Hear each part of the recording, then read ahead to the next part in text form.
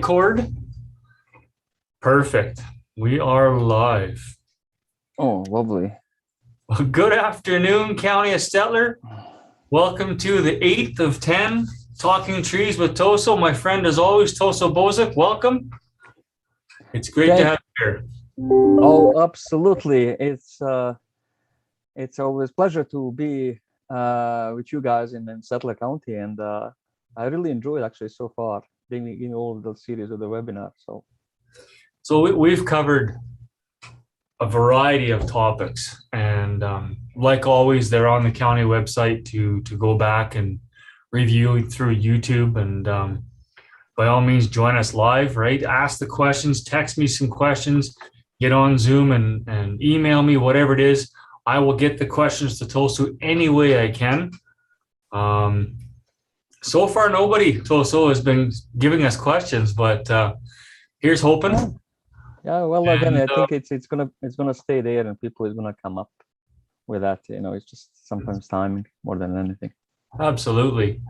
So we're talking selecting trees. Yes. Today I'm gonna cover some of the major tree species and shrubs that you can guys in Stettler County cover and plant and choose. And there is a lots of already huge variety of the trees and shrubs in the town of Stettler and many in the yard. So I'm gonna share my my slides here. So yes, today we're gonna talk how to choose the trees and shrubs, some of the, as I call the good, the bad, and ugly parts of every tree and shrub. So there is no such a thing as a perfect tree. A friend of mine told me there is one, and it's called the Christmas tree made of plastic. My reply to them was, even that one you have to take the dust off once in a while. Once in a while. So each tree has a tremendous beauty, but also has some of the drawbacks as well. So I'm going to go quickly to those slides. I'm proprietor of the Yard Whispers, which is a part of the ATTS group. I've been doing this almost 2 years. We offer services to the variety of the people and businesses, from residential to golf course industry, municipality, parks, and campgrounds, and developers and regulatory bodies. Our specific services in tree services are arborist tree services. One guy called me forensic tree experts. Also integrated pest management, tree risk hazards, appraisal, values, preservation, protection. I have several projects I do with urban and small town or municipal tree management plans and inventories, as well as natural forest and agroforestry services. Okay, so key messages. As I always start, understand the purpose and functions of the trees and shrub that you choose. Don't just plant the trees for the sake of the plant, which is still good. Don't get me wrong. I always encourage people to plant the trees, but really try to understand what's the purpose. Why? What is driving you as a landowner or the resident to plant the trees, and what's the functions? Each tree has a certain functions that can perform and provide the values to us. First thing, that before you choose anything, consider yourself, take considerations such as plant hardiness zone. Right now, I can tell you that Stettler is under the Canadian Plant Hardiness Zone 3B. Understand the soil and moisture, because that's the key for any growth of the trees, beside the other environment. Site requirements, form, size, and shapes of those trees. Many people really totally miscalculate how big those trees can be. When you buy the trees, they tell you how much the heights and width. Those are just, as I call, the guidance. You take a really, that tree and put in a good soil. Most of the time, that tree will increase the height and spread probably by 30–40%, because it's a good soil. If you have a tree that is, on the tough soil, and you put that tree, most likely you're going to have a reduction of the size of the tree, probably about 20–30%. So those are just guidance of the size and shapes. Understand the growth and lifespan. Lots of people said to me, Tosha, even yesterday I got the one from Red Deer.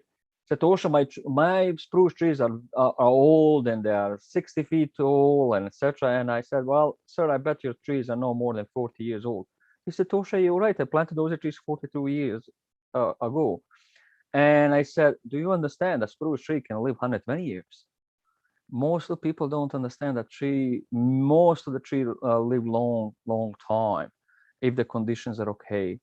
There is some of the short-lived tree species, up to 30, but majority of the trees is 50, 60. I always consider any tree in Alberta can live like a average human life of the person in Alberta, which is around 80 years. So majority of the older trees can easily make a living up to 80 years. Think about pests and other problems that you might have. That's also sometimes can play the role what trees you might choose, because you will have a pest, you will have a problems, no doubt about that. Think about long-term care and maintenance. Lots of these people plant the trees and then they forget about that. And like anything else, once in a while you need to take care of those trees. You need to do the pruning, you need to maybe fertilize them. Watering is like, if you look, the guys, this year we have so much drought in all across the province.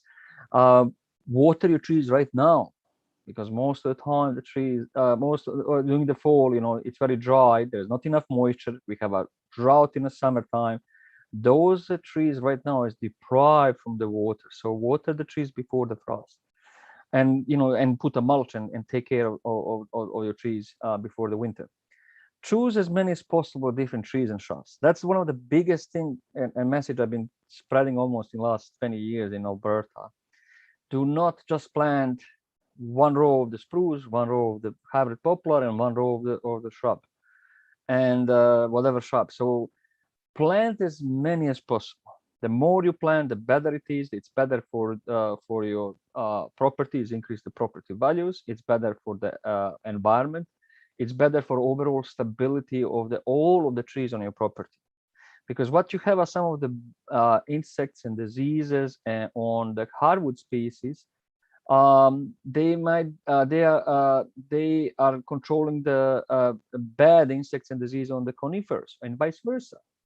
So again, the more you plant, the better it is. And be very creative. Don't try to just plant in rows. Be creative. Involve your kids or grandkids. They are usually very creative, and they can come up with lots of things that we never even consider in that sense. So those are some of the key messages, and I'm going to drill more into this.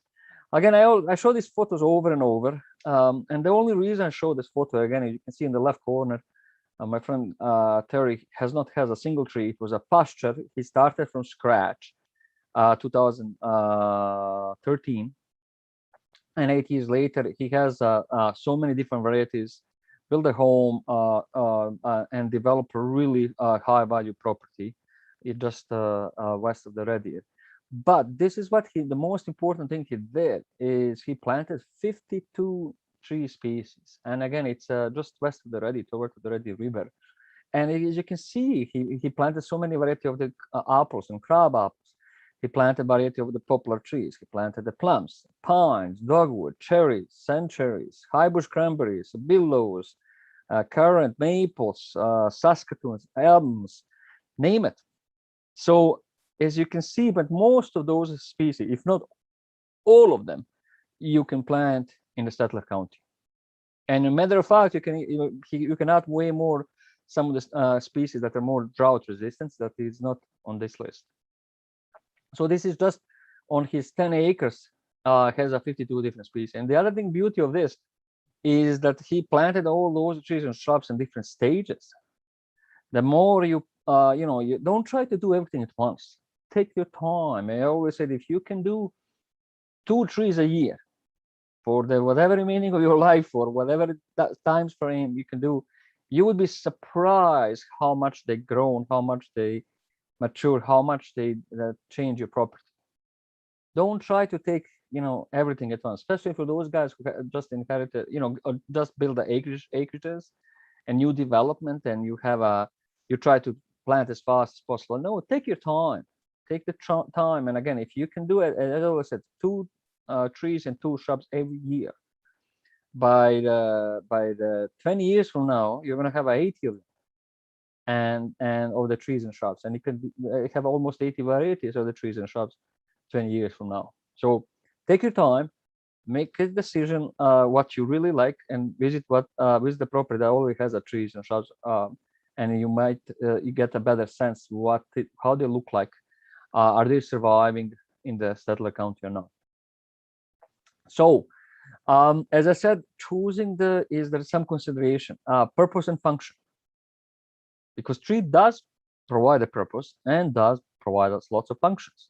Either is that protection from the wind, either provide the shade, either provide the fruits, either provide the wild habitat, control the water and oxygen, on and on. But there is a functions, and you can again, that's one of the things you need to pay some attention. What is the purpose and what's the function of that? What is the Canadian plant hardiness zones? And I said Settler belong to 3B, which is very good. And you can plant lots of things that some other parts of the, like in northern Alberta, no way they would be able to plant some of the trees and shrubs what you can do in Settler. Soil and moisture requirements. If you have a clay, heavy clay, sandy soil, or very dry soil, how much moisture you guys have, and what kind of quality and quantity of water you have. Site characteristics, form, height, spread, lifespan, visual appeal.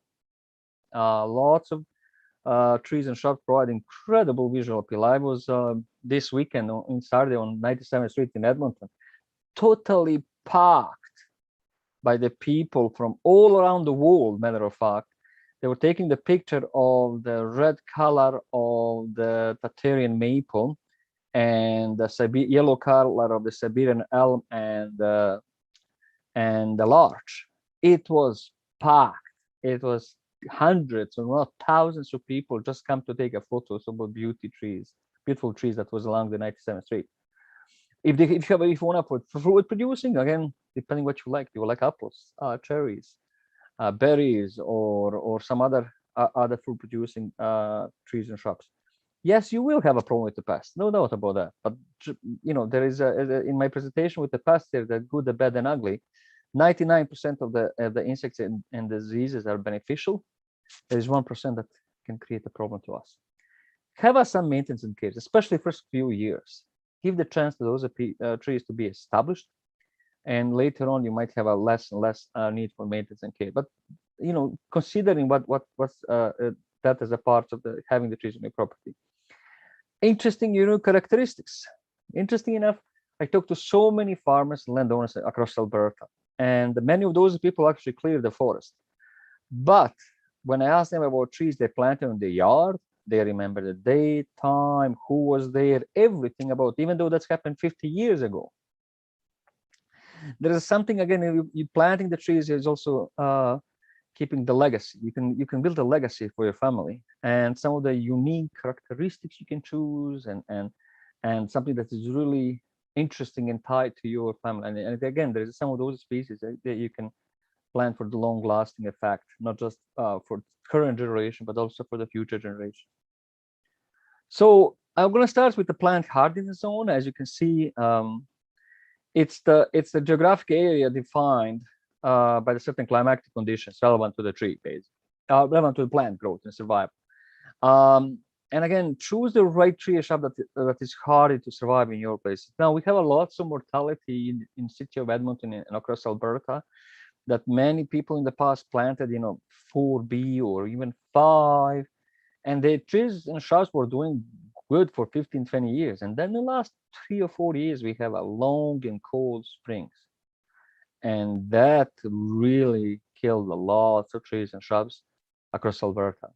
So, if you can, try to choose a tree species that is in climatic zone 3B, which is you guys in Settler. But understand also that microclimate. There is lots of that microclimate that is, small little depression, small little valley, or on top of the hill, where what kind of soil you have, what kind of sunlight and exposure and moisture. So all of them, those are just general rules where the Canada plant hardiness zones define us where they are. But there's so much microclimate that is, like, I know in city of Edmonton, we have a ginkgo, which should never ever be in here. I got a grand fir in city of Edmonton, which is a tree species that is growing in Oregon. and doing perfectly fine. It's probably 60 feet tall and 3 feet in diameter here in Edmonton. So there's lots of tree species that shouldn't be here, but they're still here. And again, understand the local weather conditions. How much rain? When is the rain? What, drought? We have a lot of drought. Early or late snowfalls. Chinook and the extreme freezes. That's unusual. If you know that, you might think about which trees and shrubs you might plant on your property.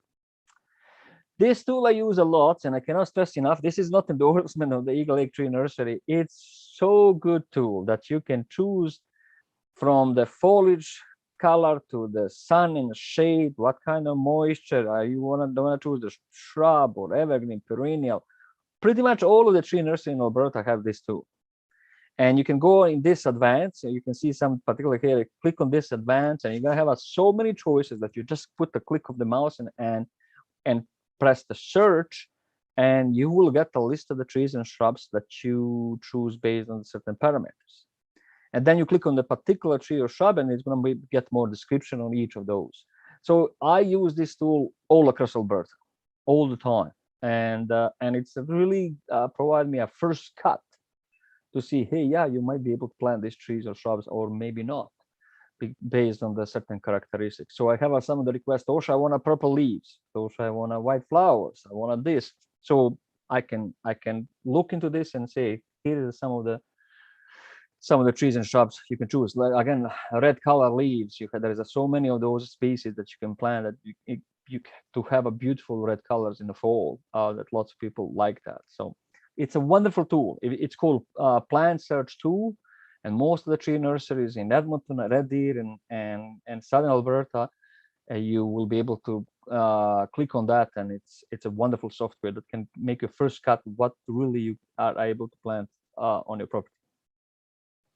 Tree forms, again, it's also think about what do you and where do you want to plant. You have a spreading and umbrella like of the elm, American elm. You have a same American elm that looks like a vase. You have a weeping willows or weeping birch that you can plant.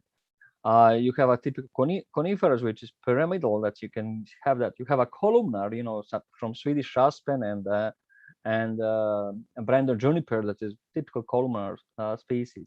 And you have an oval.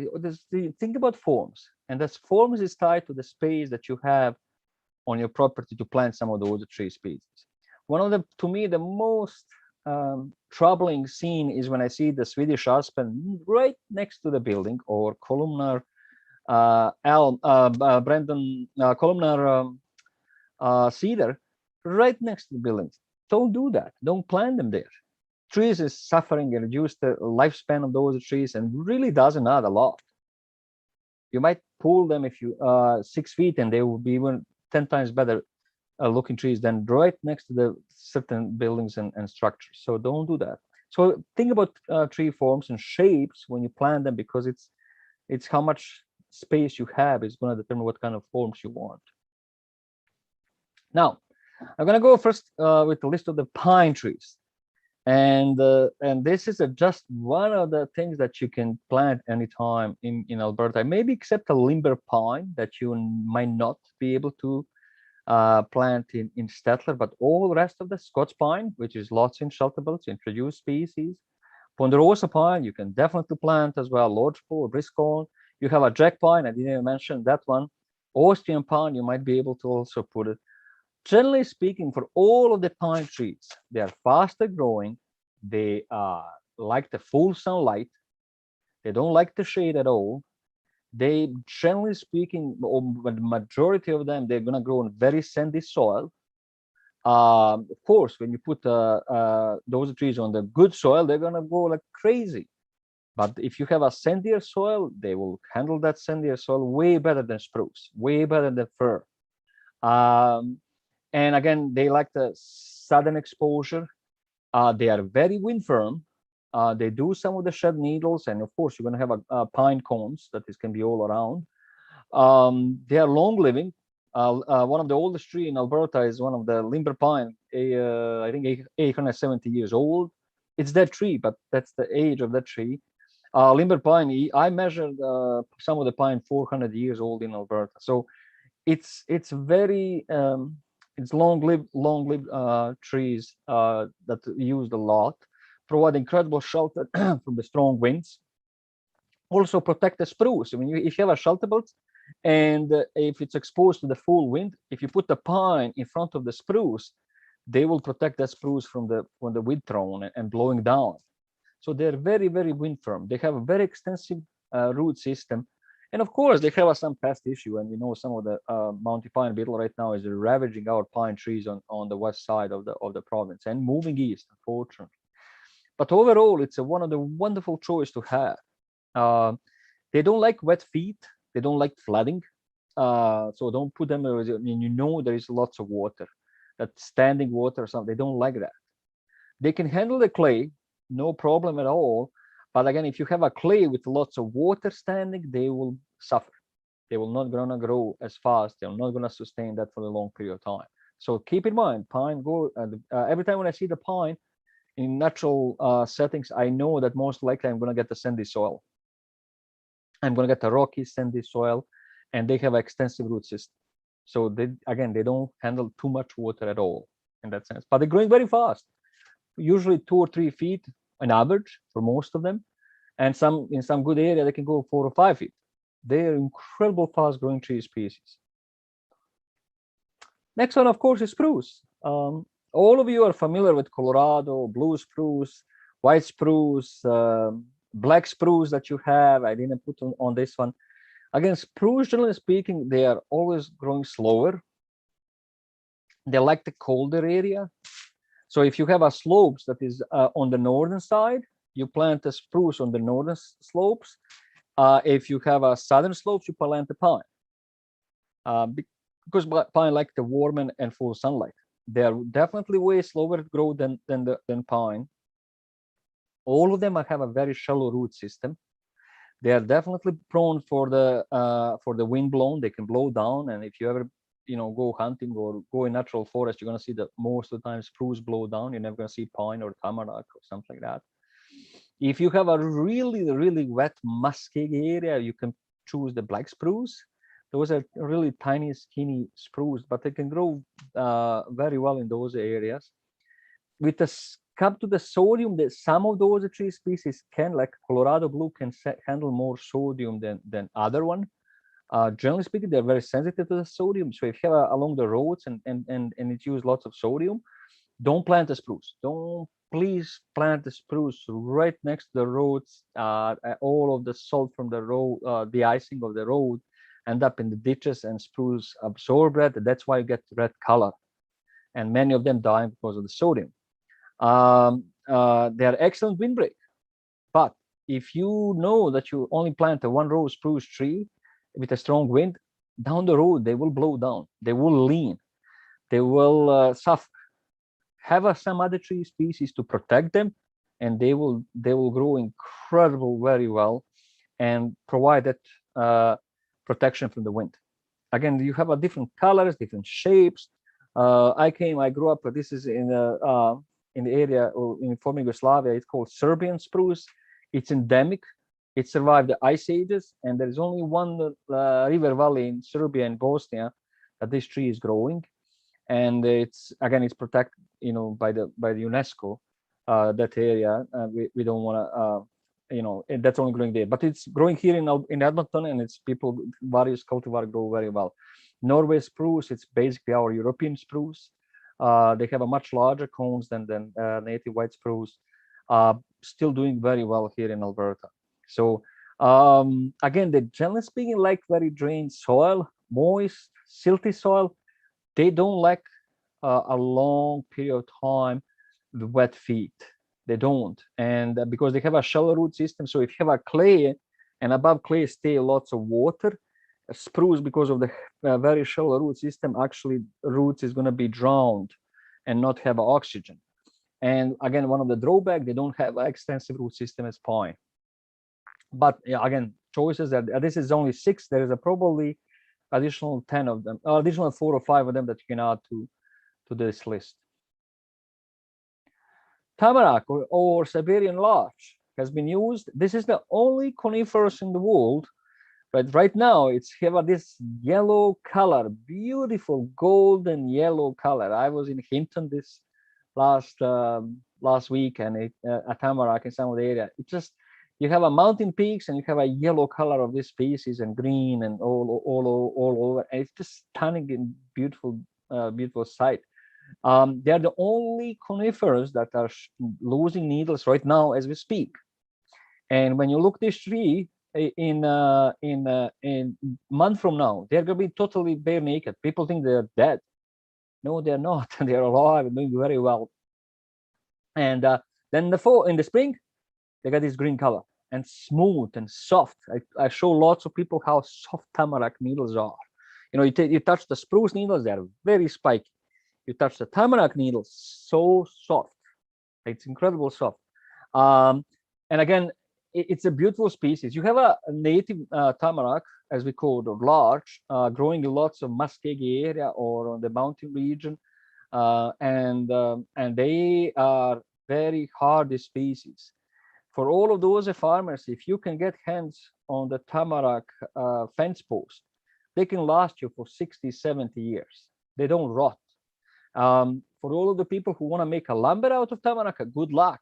The grain of the wood is so twisted that if you cut with a chainsaw, after cutting probably 5 tamarack tree, your chainsaw is utterly dull because they have a very grained wood, and it's hard. It's very heavy. It's in, I think, California is going to use these 3 species instead of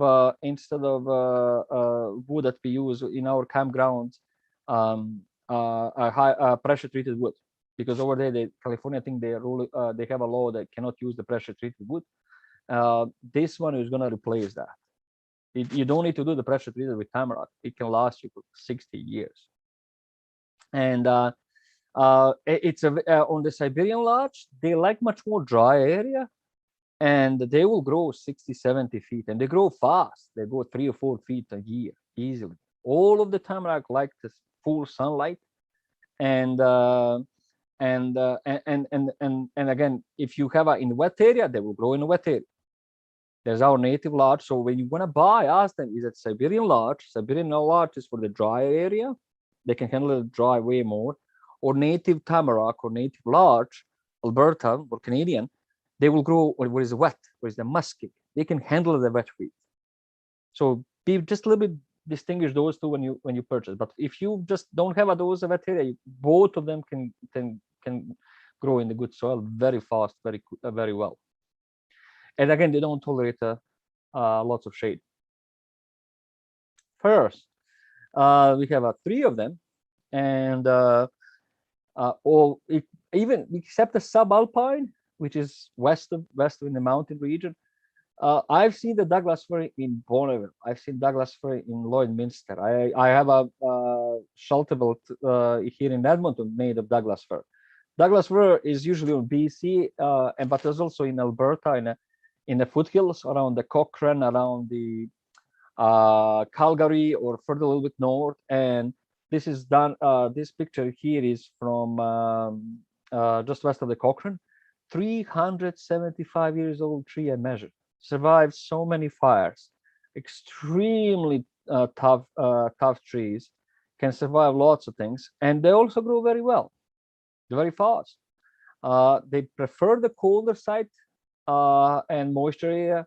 If you have a really rough, rocky soil, they will grow there. I've seen some of those trees literally growing from the rock in western parts of Alberta. It has a widespread root system, and it's an incredible wind farm tree. And I've seen, again, several shelter belts around the Bonneville, Lloydminster, Athabasca, Red Deer, all where people planted the trees. Southern Alberta as well. Really good trees to plant. Then on the right, we have a balsam fir, which is those are 2 pictures of the balsam fir. That's what I call Canadian true Christmas tree. They like that wet moisture area, and they have a shallow roots. They have you take the needles, incredible smell, very flat needles. You know, they are not spiky, and they grow quite well. You know, probably the same size as the spruce tree, and again, but need some that protection. So don't have them fully exposed to the sun and wind. Plant them, where they have some of the shade. They're slow growing trees. Back I measured one of the European fir. It was like a 3-inch, or less than 2-inch diameter. And it was 150 years old, and they can grow so slow. But once you grow a certain height, they will grow much faster. So the picture on the bottom right is literally a block away from my home here in Edmonton, and this tree is incredible growth and nice, good-looking tree. So no doubt you can, guys, plant both of them, Douglas fir and balsam fir, in Stettler County. Again, just make sure that microclimate, if you have a colder and cooler exposure, put the fir, put the spruce. If you have a lighter, put the Douglas fir, pine, and tamarack. So those are some of the general rules. Cedars and junipers. You have a Brandon cedar, you have a Rocky Mountain junipers. There is a plenty of others, variety and clones that you can use it. Many of them have a multiply stems or clumps, or we can choose the trunk alone forms. Both of them, they prefer the full sunlight. The Rocky Mountain juniper can handle lots of salt. Both of them can grow very well on the heavy compacted clay soil, tolerate the shades, and usually planting on the north side. There is a cedar apple rust that doesn't kill the cedars or junipers, but it's gonna devastating your hawthorns, your crab apples, your apples. It's really nasty disease for the other, not for those two species. And again, generally speaking, these cedars and Rocky Mountain juniper, they don't have a lot of insect problem at all. The only problem that they face, especially cedar, is the winter kill or sunburn. They can hit them very hard. So planting them where you're exposing them, it's very important. If they have some little shade and protect from that during the cold winter months, that will help them to survive. This tree on the left, 3 years ago, this one was on the entire this side was red. This picture was taken probably, I guess, probably 2 weeks, 3 weeks ago. Totally green. They can recover, but it was red from the winter kill and sunburn. And recovery didn't kill the tree. It's actually just to kill the needles in that sense. So one of the choices, lots of people choose them close to the houses. Don't move 5-6 feet away. Don't plant them close to the house, because many of them they plant under the eaves roofs or closed house, and then they start pruning them and butchering them because they grow way higher than people initial things. So wonderful choice. And it's a beautiful evergreen that you can plant on your property.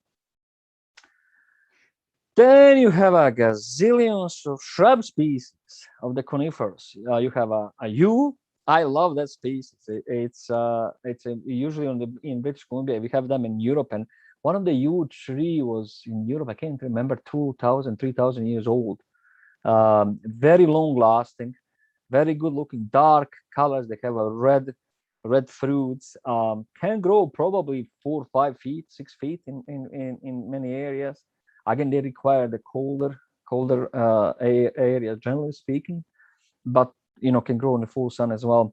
Pine, you have a mugo pine, you have a whole range of the pine shrubby looking trees that you can plant, and they can grow really big. There is so many varieties. There is a small fir, shrubby looking fir trees, the same as a spruce. And then you have a junipers, creeping junipers, a whole range of the junipers and cedars and in the globe. And I mean, I can go on and on. There is probably junipers alone, there is probably 15 of them that you can choose. Spruce alone, you have a small shrubby layer, probably 10, 15. Same thing with the pine, yew. So there's a lots of choices on the smaller shrubby looking species that you can grow at your on your property.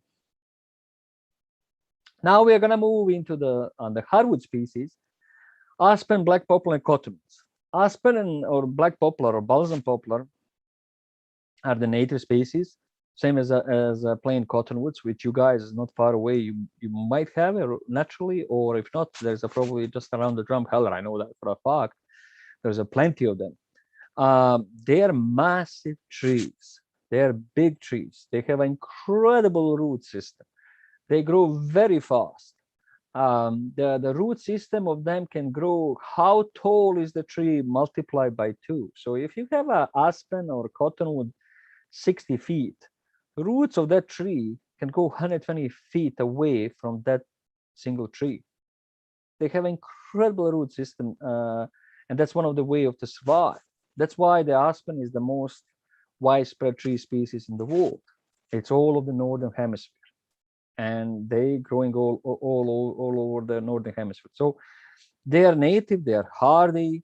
There's all right now, if you go driving around the Stettler County and you see the aspen forest and clump of the forest, and you're gonna see the different colors. One of them is green, one of the tree doesn't have any leaves, the other one is yellow, the other one is more darker and some. All of them are aspen, but we call it a different clone. And that's sometimes what Mother Nature ways in the process of evolution.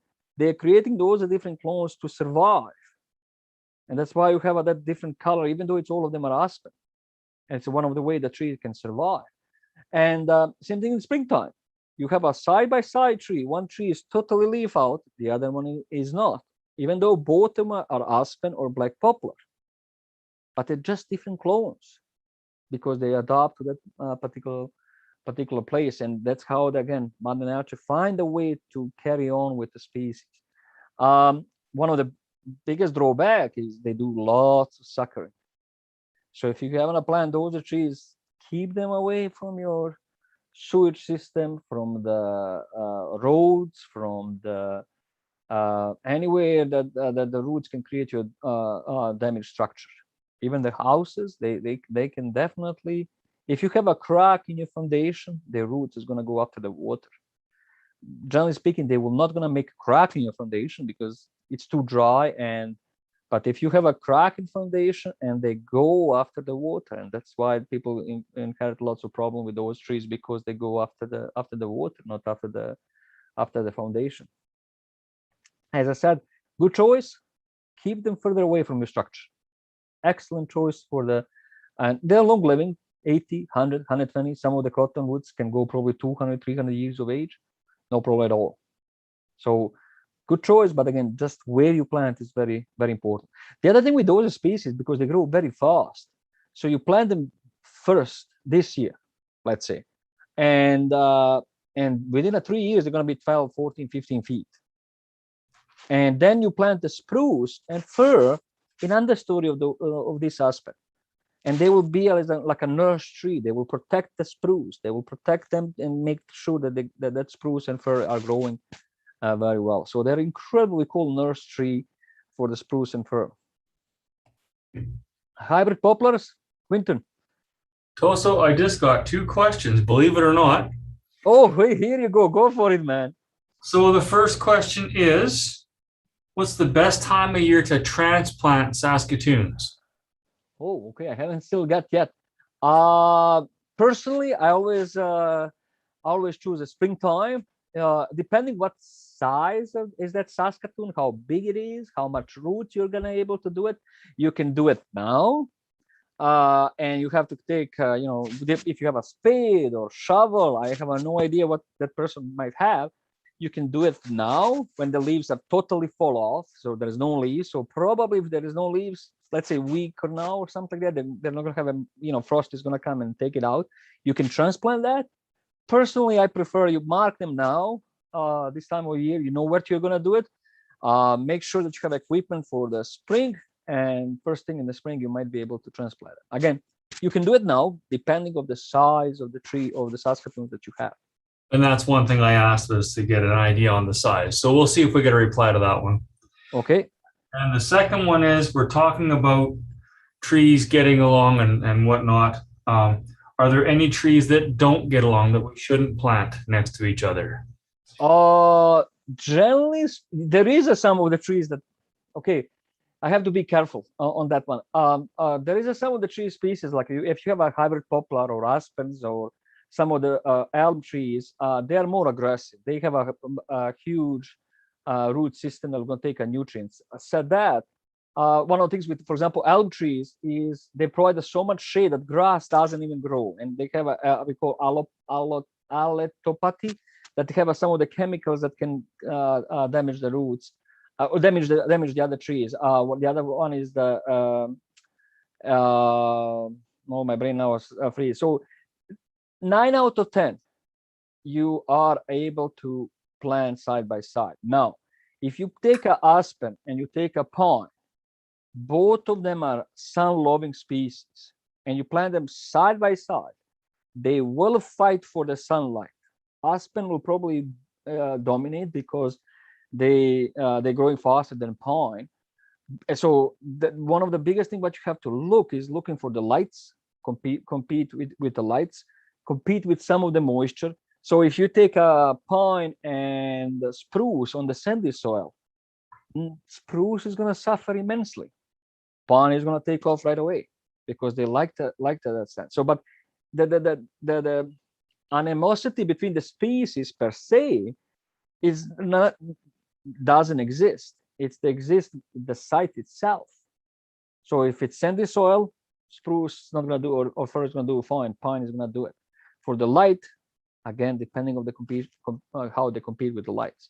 So there is no thing that I would worry about it.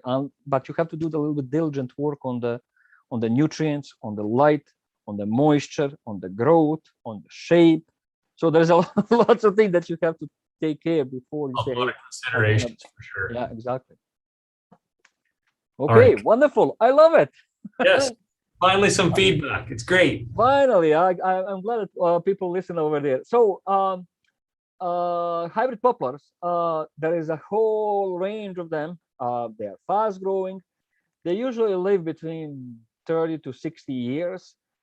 You can plant them. There's lots of wet area. There's a few hybrid poplars that are adaptable for the dry area. I think one of them is Tristis, and a cinnamon. They can also grow, I think, on the drier area. Majority of them, they like the wet feet. They can take a huge amount of moisture. They grow very fast. They are incredible being firm. But you were going to have in some of them, watch out for the fluffs, as people call, or cottony seeds.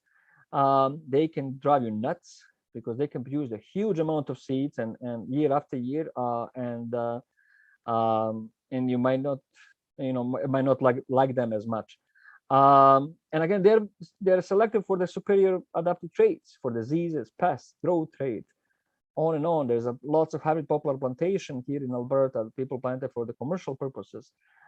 As I said, incredible fast growing, but again, they can go really wild.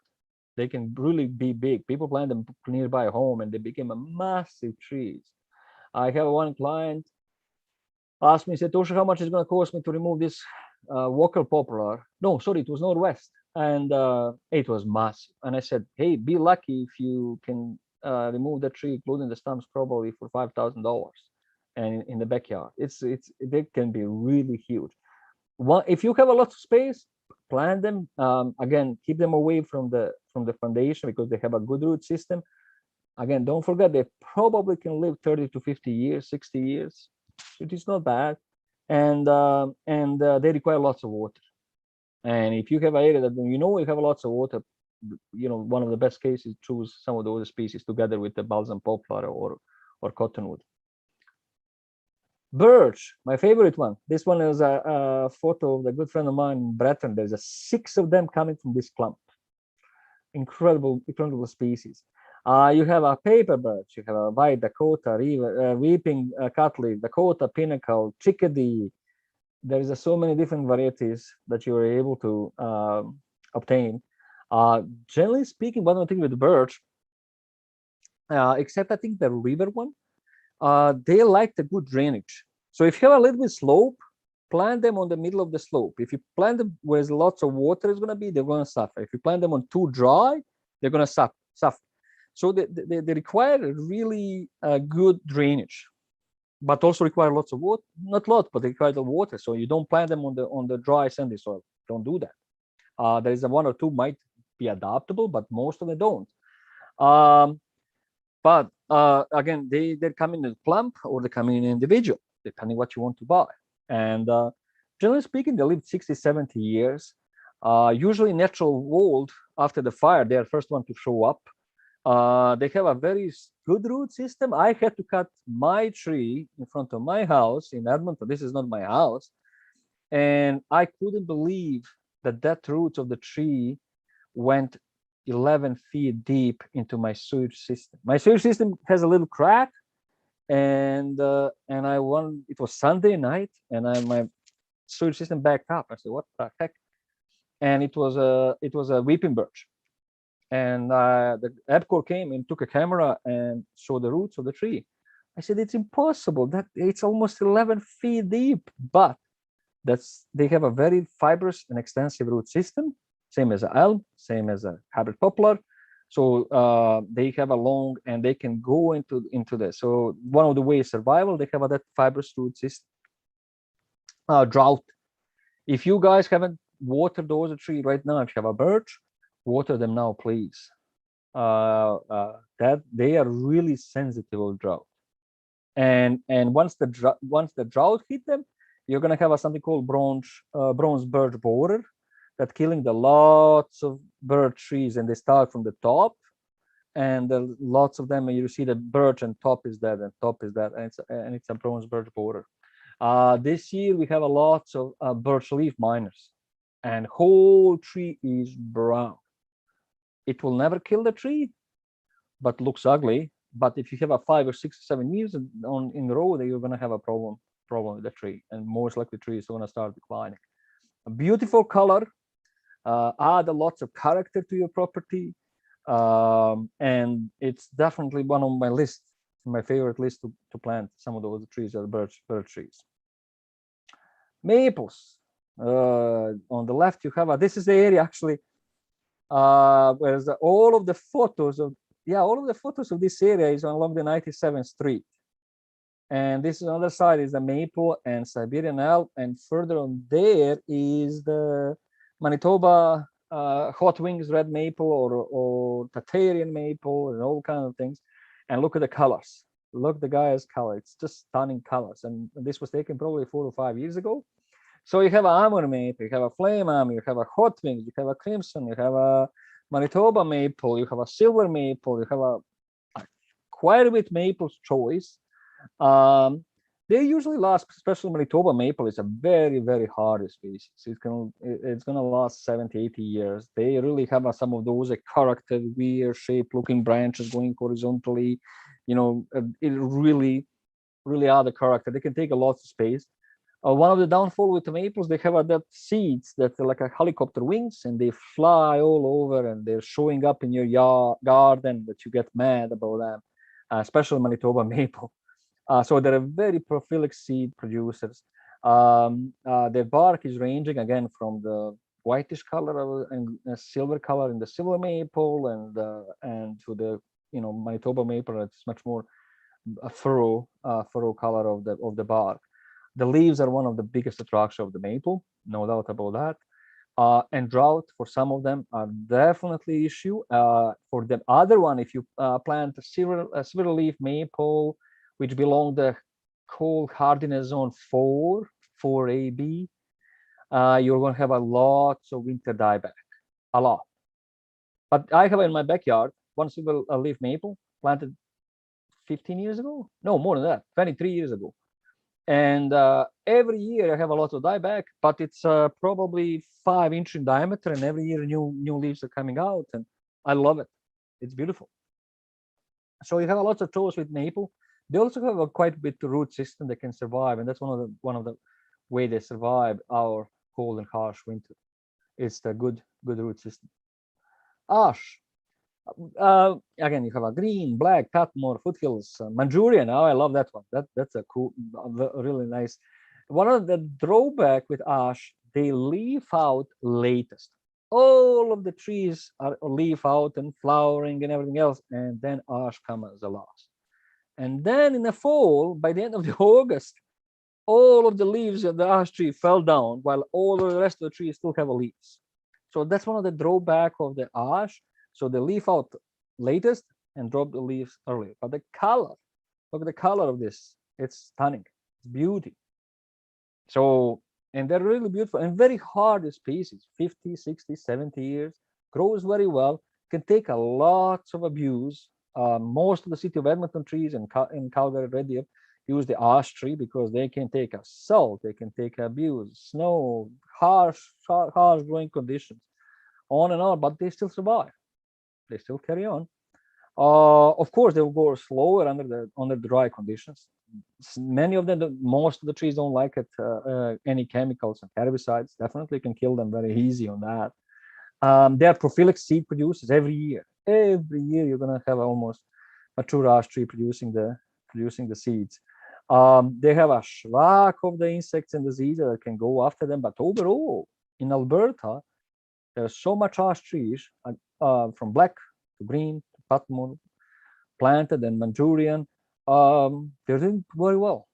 The biggest threat right now that we don't have in Alberta is emerald ash borer that killed millions and millions of trees in eastern Canada, United States.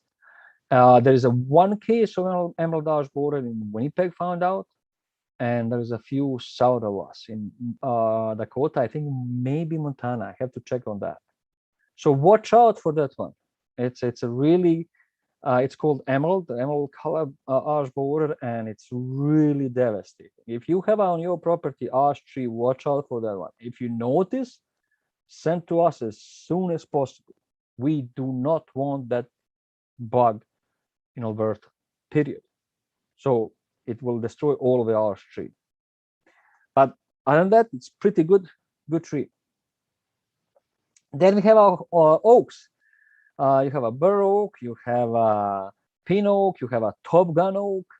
They're definitely slower growing, but long lived. No doubt about that. They prefer full sunlight. They prefer the better soil. And they will probably grow 30, 40 feet. And they have a few twig anthracnose, leaf curl, and a few other diseases. But overall, especially bur oak, really doesn't have a major any insects and diseases so far. Ohio buckeye. I love that tree or that is growing probably to 30 feet. Very hardy. Doesn't like, it's not drought tolerant, so doesn't like, it can grow very on the moist soil, and definitely can kill your turf. But they have a cream flower like this big, probably 4 or 5 inch big. They have that Ohio buckeye. It's like a nut, and it's a little bit prickly. But the beauty of the color of the leaves and the flowers, it's just incredible. And sometimes what people make a prankster jokes, they take a bark and the nuts and throw in the fire, and it's really not pleasant smell that you're gonna feel it in that sense. But amazing both of them, amazing tree species, and again, you can definitely plant on your property. Elms, Stettler, town of Stettler, they have a really amazing elm trees.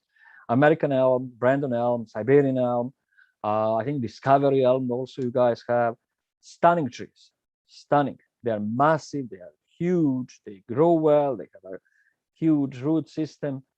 This year, most of the elm in Alberta, not most, but many of the elm in Alberta suffer from the drought. Lots of leaves curling and leaf scorch. And they do have some of the, like especially Siberian elm, they have lots of winter dieback, and they can definitely be hit by the winter dieback. They shade the grass and turf, and so it can create you a problem. You're not going to have a grass under the massive elm trees, generally speaking. But the beautiful trees grow fast. When you have lots of wet area, you will plant them.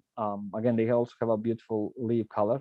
And yeah, one of the not trick, but one of the interesting thing about elm, if you take elm leaves, you're always going to find that you have a central nerve, and you're always going to find on that one leaf of the elm, one side is shorter than the other. And that's one of the characteristics of the elm trees. So every time I show to the kids and people, I say, "Oh, I tell them, how do you know?" And I say, "Look at the leaves." And if you look the leaf, always one side is the shorter. Doesn't matter left or right. It's always shorter side of the leaf or than other side. That's one of the characteristics of the elm. They're prophyllic seed producers, no doubt about that. They can they produce lots of seed, and many of the seed can grow young seedlings as well. Wonderful tree, wonderful tree. Lindens, that's another. Beside the birch, they're my second favorite, or sometimes first favorite is the linden. I grew up with the linden trees. In Europe, we produce the linden tree. Use the linden flower to produce tea, which is amazing taste. And on top of that, the honeybee producers they take honeybees into the linden grove or forest, and for the honey production and then they sell as linden honey. Beautiful tree, very hardy here in Alberta. You have 3 or 4 choices. You have American, True North, Dropmore, Morden, Little Leaf, unknown. They have this little fruit that stay all winter long, and birds love it. And the really beautiful color of the leaves and the shape of the leaf as well. Really good trees to plant. One of the drawbacks, they produce lots of like a little stump sprouts on the bottom of the tree that you can just need to prune it. And other than that, very little or no insects and diseases. Really, I haven't so far got a single in my 21 years of career in Alberta. I haven't got a single pest issue with the linden, which is really unusual. So very hardy species and beautiful to plant. Willows, well, like poplars and aspens and hybrid poplars, they are massive trees. They love water. They grow fast. They have a wonderful shelter belts and windbreaks. They can provide more deep soil. Definitely on the heavy clay. So all of the black poplar, hybrid poplars, willows, elm, all of them, if you have a heavy clay, they will sustain that better than any other species. So if you're in clay soil, this is a tree species that you can plant. Root succulents is very common, and avoid to plant near buildings. But if you have a wet area, absolutely plant them. And again, prophyllic flowering seed producers, no doubt about that. You have a golden lord leaf, sharp leaf, acute. There's several other choices of willow that we have in Alberta that you can plant. And then you have a small trees. I divide a little bit. If you want to look some of the smaller trees, 30 feet, 35 feet. Bur oak is one of them. Amur cherry, beauty. They have that golden color. It's incredible bark color, and that's one of the things lots of people plant. They produce the white flowers, and they have a black fruit, but the color of the bark is so golden and beautiful that during the winter time, if you have a big trees and you look in the sunny day and it's minus 30 and you have a snow and you have these trees, it's a stunning color.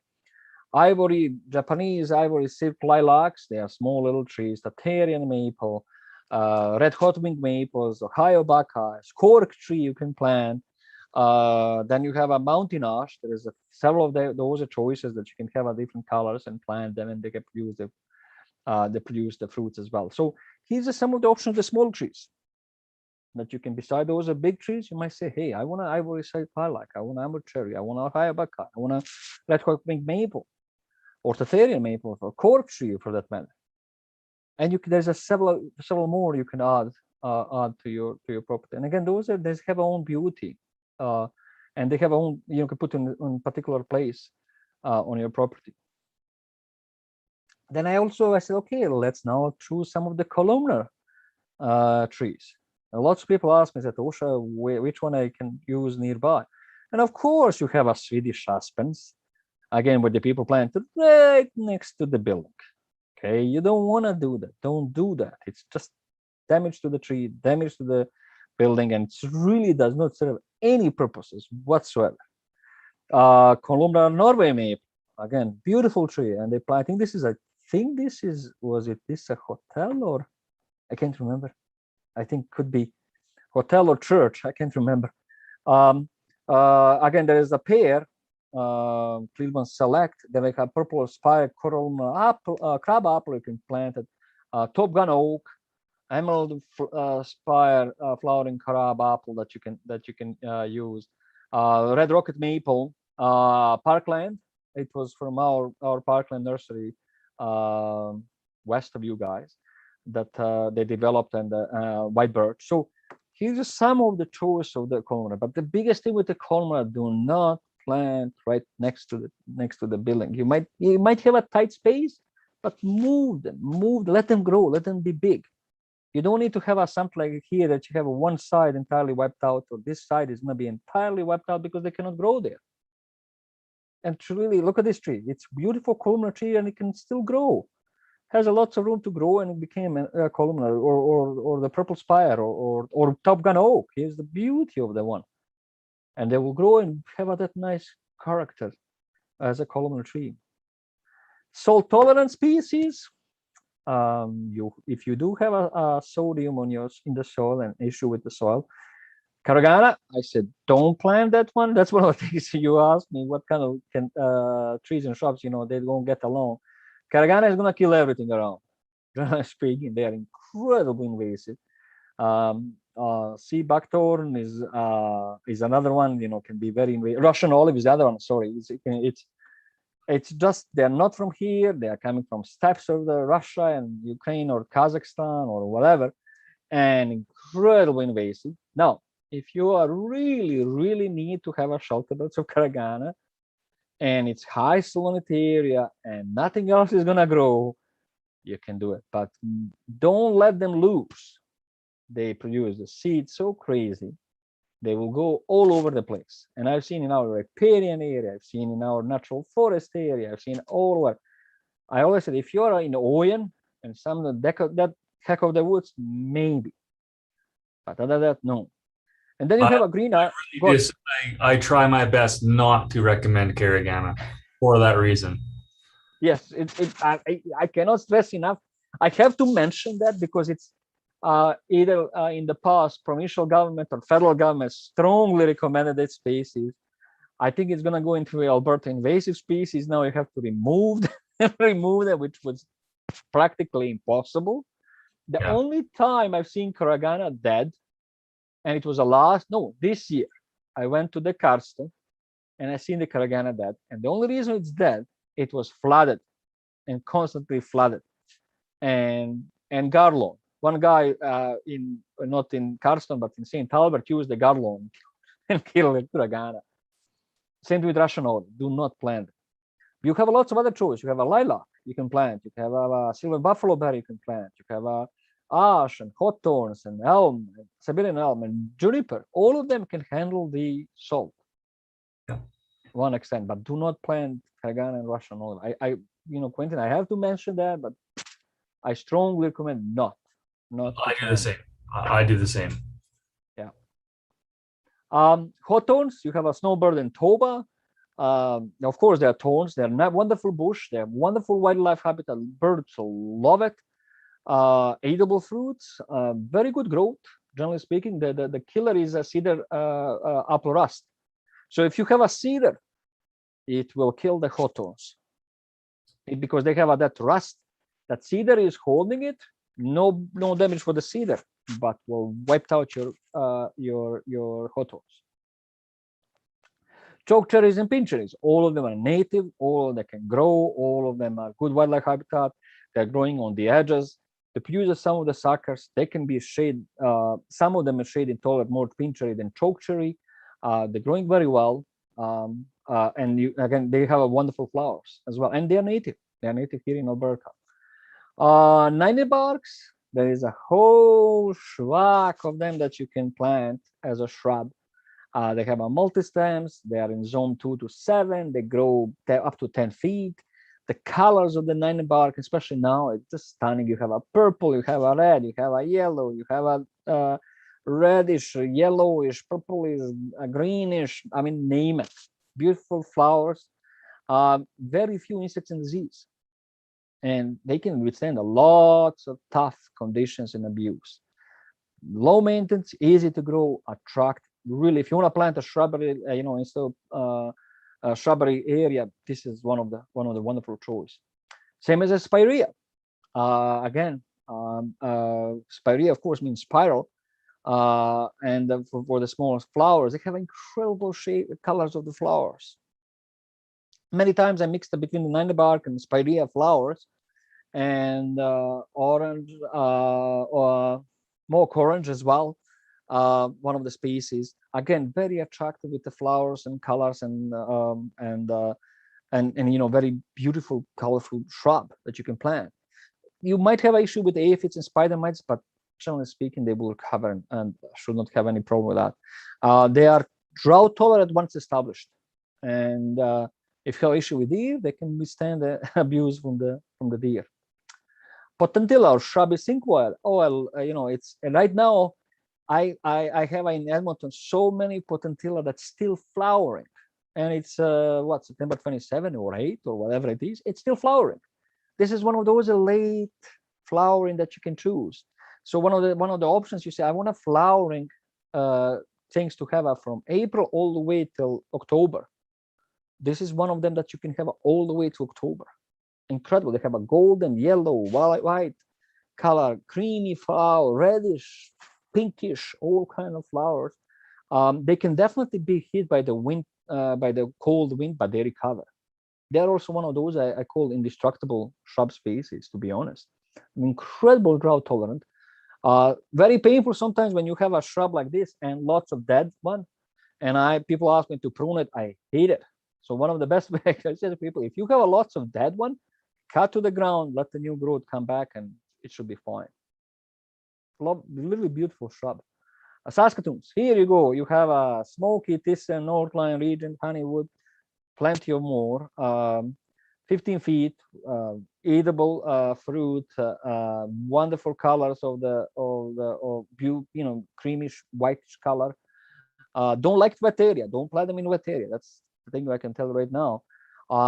Incredible attracted to the pollinators, but they have a few diseases. The Saskatoon berry, juniper rust, same rust, Cytospora, black leaf, witch broom. So they will definitely have some of the issue. But you like Saskatoon pies?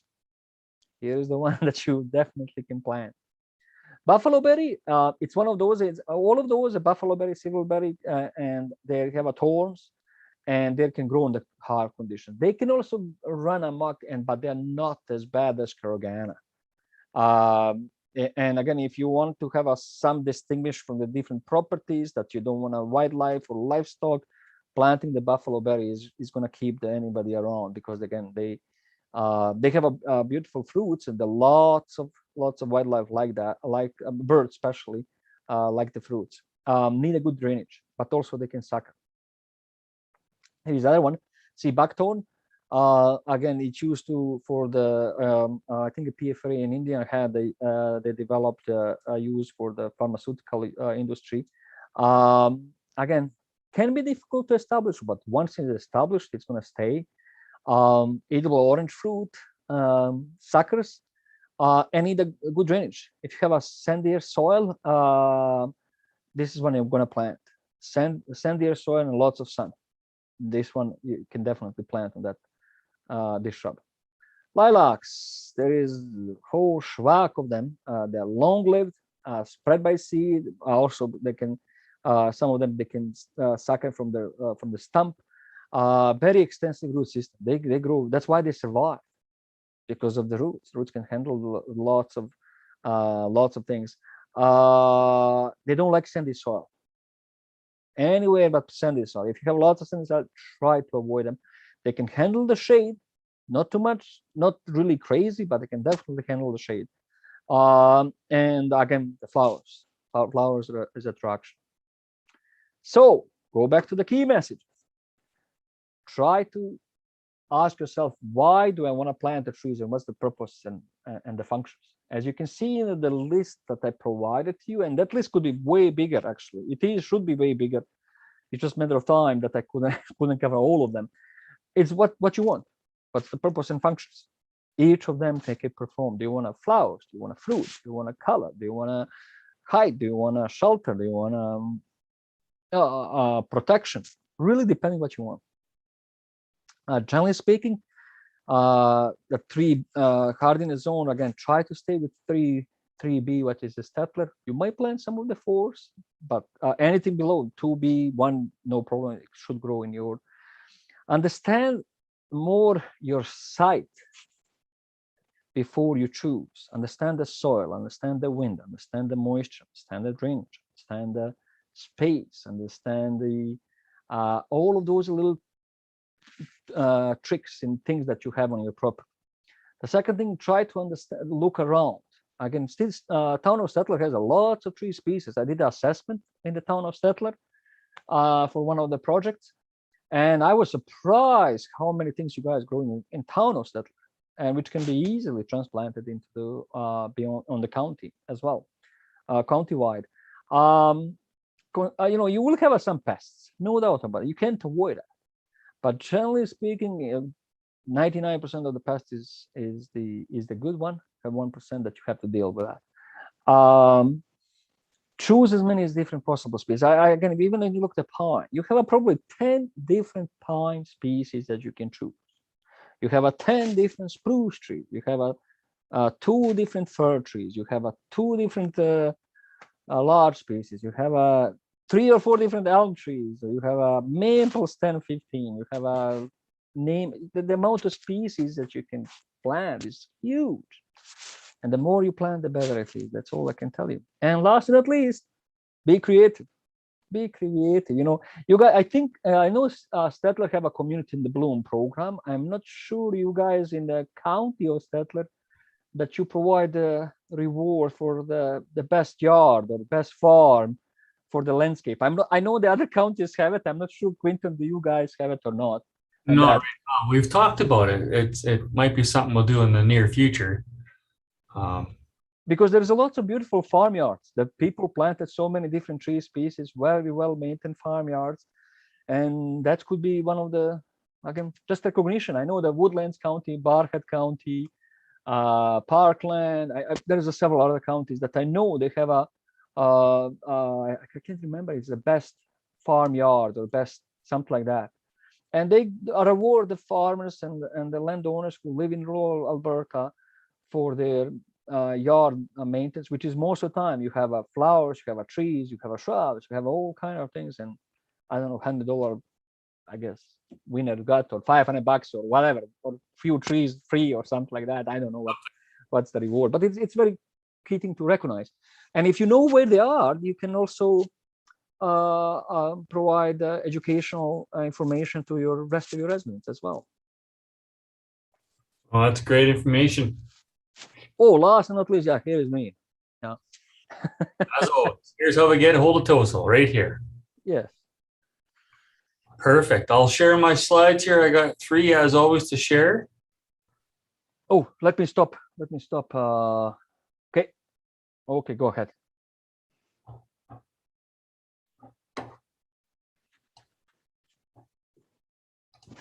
Hey, you have a beautiful blue sky, sunny sky in this in the Stettler. We do very much so. All right, talking trees at Toso. So as we said before, we have 3 dates left today, October 12 and October 19. That will complete our series of 10 webinars, Talking Trees with Toso. And here's the information to get a hold of me. And like I say, email me, text me, get on the Zoom meeting, whatever it is, and ask your questions, right? Yep. We definitely want that feedback for sure.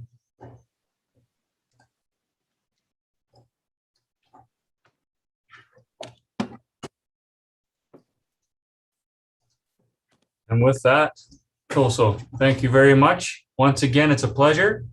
Always pleasure. To talking after the Thanksgiving weekend, I guess. Yes. Oh my goodness, it's already Thanksgiving. Already. Oh my goodness. Anyway, thank you so much, folks on the Stettler. And again, Quinton, just send me a calendar invite, because otherwise I'm gonna lock myself into some other something else.